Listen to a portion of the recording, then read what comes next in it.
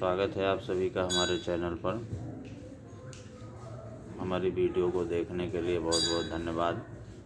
आप सभी दर्शकों को अंग्रेजी नव वर्ष की बहुत बहुत शुभकामना, हार्दिक शुभकामना। ये अंग्रेजी नव वर्ष, नूतन वर्ष आपके लिए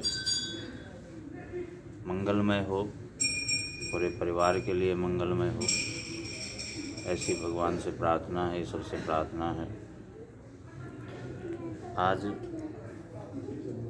की वीडियो का जो विषय है वो है पूर्णिमा तिथि, पौष पूर्णिमा, जो कि आगामी 6 तारीख को पड़ रही है, 6 जनवरी को। तो वैसे तो जितनी भी तिथियां हैं हमारे पंचांग में, जितनी भी तिथियां होती हैं, इनके अलग अलग देवता हैं, अलग अलग स्वामी हैं और इनका अलग अलग महत्व भी है। बहुत सारी बातें हैं, परंतु फिर भी कुछ ऐसी तिथियां होती हैं जो खास होती हैं, जो विशेष होती हैं। जैसे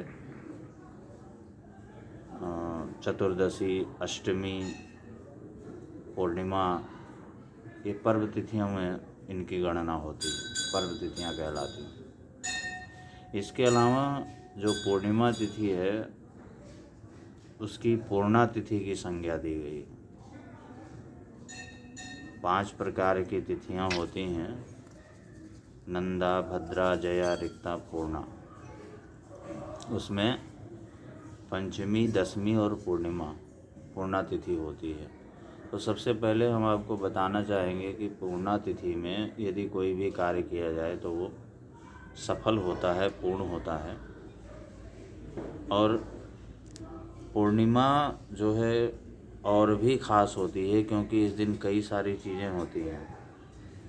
इस दिन भगवान विष्णु और माता लक्ष्मी की आराधना की जाती है। इस दिन का चंद्रमा अपनी कलाओं से परिपूर्ण होता है। और तो ये सबसे बड़ा एक ऐसा सुलभ साधन है कि अगर किसी के यहाँ कुछ आर्थिक परेशानी हो या कुंडली में चंद्रमा का दोष हो या किसी को मानसिक परेशानी हो, तो पूर्णिमा के दिन वो कुछ उपाय करके, छोटे मोटे उपाय करके इन चीज़ों से निजात पा सकता है। जैसे अगर आर्थिक परेशानी है तो इस दिन भगवान विष्णु के सहित लक्ष्मी जी की पूजा करनी चाहिए और उनको खीर का भोग अर्पण करें। श्री सूक्त का पाठ कर सकते हैं, लक्ष्मी सूक्त का पाठ कर सकते हैं, साथ में पुरुष सूक्त का पाठ कर सकते हैं। ऐसा करने से अगर आर्थिक परेशानी है या रोज़गार व्यवसाय बराबर नहीं चल पा रहा है, उसमें दिक्कत होती है, तो वो सब ठीक हो जाता है। ऐसा करने से ये समस्याएं दूर हो जाती हैं। इस दिन चंद्रमा की विशेष रूप से पूजा करने से कुंडली में उपस्थित चंद्र दोष दूर हो जाता है। और अगर किसी को मानसिक परेशानी है, मानसिक तनाव रहता है, मानसिक उलझन रहती है या थोड़ा सा ऐसा कहें कि पागलपन की स्थिति भी अगर होती है, तो इस दिन चंद्रमा की विशेष रूप से आराधना करने से चंद्रमा के मंत्रों का जाप करना चाहिए। और अगर चंद्रमा के मंत्रों का जाप करने में कठिनाई हो तो भगवान शिव के ओम नमः शिवाय मंत्र का जाप करना चाहिए। और ऐसा करते हुए संध्या के समय जब चंद्रमा उदित हो तो दूध मिश्रित जल अर्घ्य देना चाहिए चंद्रमा को। इस तरह करने से दोष दूर हो जाते हैं।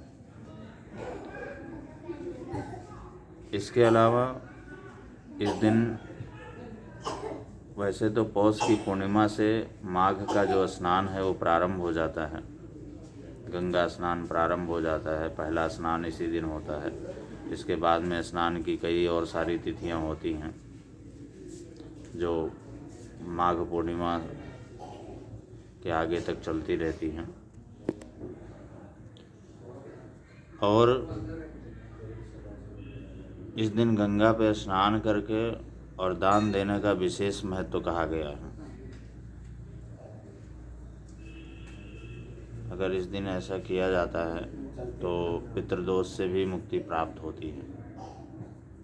इस बार 6 जनवरी को शुक्रवार के दिन पूर्णिमा तिथि पड़ रही है, तो ये अपने आप में एक अद्भुत संयोग है माँ लक्ष्मी की कृपा प्राप्त करने के लिए। अगर धन धान्य की इच्छा है या रोजगार व्यवसाय में रुकावटें हैं या किसी तरह की आर्थिक परेशानी है, तो इस बार की पूर्णिमा शुक्रवार के दिन पड़ रही है। माँ लक्ष्मी का वार है और ये बहुत ही अच्छा अवसर होगा जब लक्ष्मी जी की आराधना की जाए भगवान विष्णु के सहित और उनकी कृपा प्राप्त हो। तो ऐसे में माँ लक्ष्मी को सफ़ेद चीज़ों का भोग लगाएं। उस दिन सफ़ेद चीज़ दान भी कर सकते हैं और साथ साथ में जो मैंने बताया कि श्री सूक्त का, लक्ष्मी सूक्त का या पुरुष सूक्त का पाठ भी किया जा सकता है। विष्णु भगवान के मंत्रों का जप करना चाहिए, विष्णु चालीसा का पाठ करना चाहिए और चावल, चांदी इत्यादि चीज़ें जो है ये सब भगवान को अर्पण करे, ब्राह्मण को दान करे।